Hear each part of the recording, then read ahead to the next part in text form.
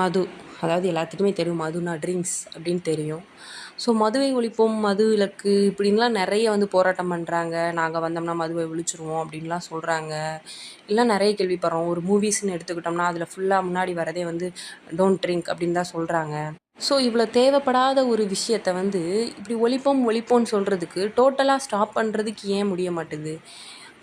Indian கான்ஸ்டியூஷனில் எதுவும் போட்டிருக்காங்களா? மதுவை வந்து ஃபுல்லாக தூக்கக்கூடாது, அங்கங்கே வச்சுக்கலாம் அப்படின்ற மாதிரி எதுவும் இருக்கா? எனக்கு இந்த டவுட்டு தான். ஸோ இருக்கா இல்லையா அப்படின்றதெல்லாம் தெரியல. ஏன் அதை ஃபுல்லாக ஸ்டாப் பண்ணிடக்கூடாது? இனி வர்ற ஜென்ரேஷனுக்கு இப்படி ஒன்று இருந்துச்சுன்னு தெரியறது பெட்டரா? இல்லை இப்படி ஒன்று இருக்குது அப்படின்றத வச்சுட்டு அவங்க இப்படி அது எப்படி இருக்கும் அப்படின்னு அவங்க ட்ரை பண்ணுறது பெட்டரா? ஸோ அதை ஃபுல்லாக ஒழிச்சிட்டா இனி வர ஜென்ரேஷனுக்கு மதுனாலே ஒன்று தெரியாது. அது குடித்தா தானே அடிக்ட் ஆவாங்க. குடிக்காதீங்க குடிக்காதீங்க அப்படின்னு நீங்கள் நிறைய இடத்துல சொல்கிறீங்க. பட் ஏன் அதை ஃபுல்லாக ஸ்டாப் பண்ணிட்டீங்கன்னா, சுத்தமாக அது ஒன்று இல்லைன்னா எப்படி அவங்க குடிப்பாங்க? அதை எப்படி தெரிஞ்சுப்பாங்க? அதை பற்றி தெரியாத அதை பற்றி ஒரு ஜென்ரல் நாலேஜே இல்லை அப்படின்னா அதை ஏன் ட்ரை பண்ண போகிறாங்க? அப்போ இனி வர ஜென்ரேஷனாவது பெட்டராக இருக்குமே. இப்போ அந்த ட்ரிங்க்ஸ்னால எதுவும் பெனிஃபிட் இருக்கா? என்ன பெனிஃபிட்? யாருக்கு பெனிஃபிட்? எந்த ஃபேமிலிக்கு பெனிஃபிட்?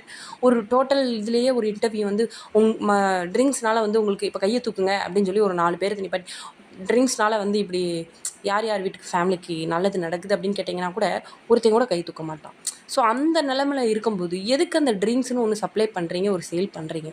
டோட்டலாக அதாவது ஸ்டாப் பண்ணலாம்ல. அந்த ஷாப்பெல்லாம் எடுத்துடலாம்ல. அங்கங்கே எடுக்கிறோம், அந்த இடத்துல இருந்துச்சு அங்கே எடுத்துட்டோம் அப்படின்றத விட என்ன ஏன்